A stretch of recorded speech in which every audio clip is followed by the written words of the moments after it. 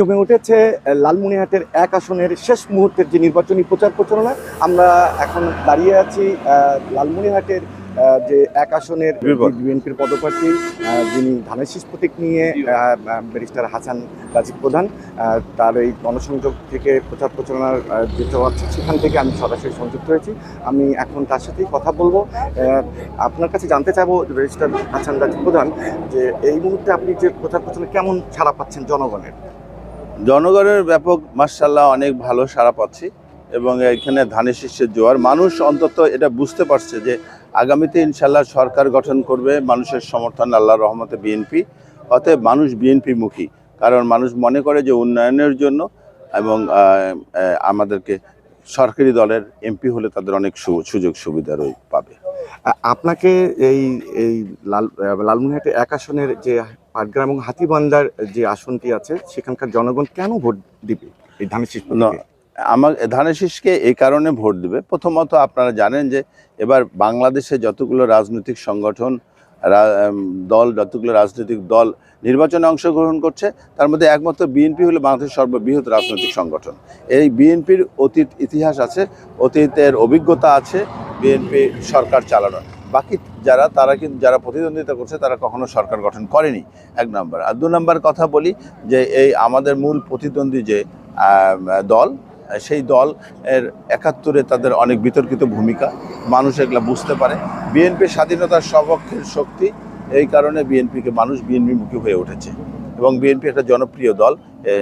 বেগম খালেদা জিয়া, দেশনেত্রী বেগম খালেদা জিয়া এই দেশের মানুষের জন্য যা করেছে মানুষ তা কখনো ভুলে নেই এবং ওনার এই আপোষহীন মনোভাব মানুষকে আকৃষ্ট করে। উনি মৃত্যুর শেষ দিন পর্যন্ত বলে গেছেন যে আমরা প্রতিহিংসা প্রতিশোধের রাজনীতি করব না, আগামী রাজনীতি হবে প্রতিযোগিতার রাজনীতি। এই কারণে মানুষ বিএনপির উপর আস্থা রাখছে এবং ধানের শীষে ভোট দেবে ইনশাল্লাহ। আগামী ১২ তারিখে ফেব্রুয়ারি যে ত্রয়োদশ জাতীয় সংসদ নির্বাচন, সেই নির্বাচনকেই আপনি সুষ্ঠুভাবে দেখছেন?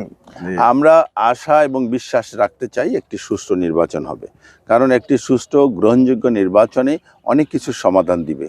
আমাদের দেশ কোন দিকে যাবে, গণতন্ত্রের দিকে যাবে না অন্য দিকে যাবে, সেটা নির্ধারিত হবে একটা ফেয়ার ইলেকশনের মাধ্যমে।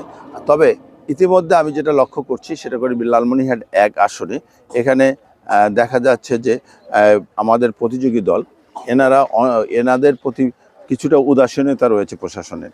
তারা ৮টার মধ্যে আমাদের প্রচার প্রচারণা বন্ধ, কিন্তু রাত 10টা, 11টা, 12টার সময় তারা বিভিন্ন ইউনিয়নে ঢুকছে গাড়ি ঘোড়া মোটরসাইকেলের বহন নিয়ে দলে দলে। এতে করে মানুষ আতঙ্কিত হচ্ছে, মানুষ উদ্বিগ্ন হচ্ছে যে নির্বাচনে সুষ্ঠু হবে কি হবে না, নির্বাচনের যাওয়ার পরিবেশ থাকবে কি থাকবে না।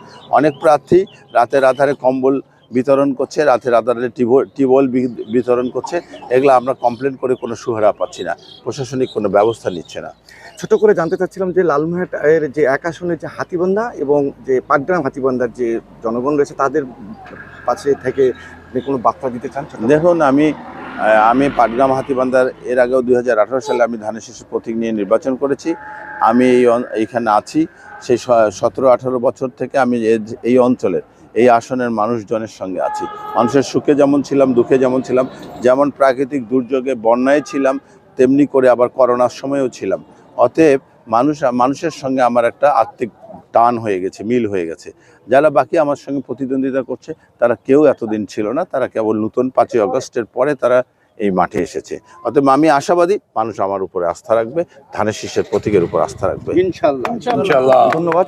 জানাচ্ছিলাম লালমনিরহাটের যে এক আসনের পাটগ্রাম এবং হাতীবান্ধার এই বড়খাতা এলাকা থেকে সরাসরি ধানের শীষ প্রতীক নিয়ে যিনি দাঁড়িয়েছিলেন ব্যারিস্টার হাসান রাজীব প্রধান।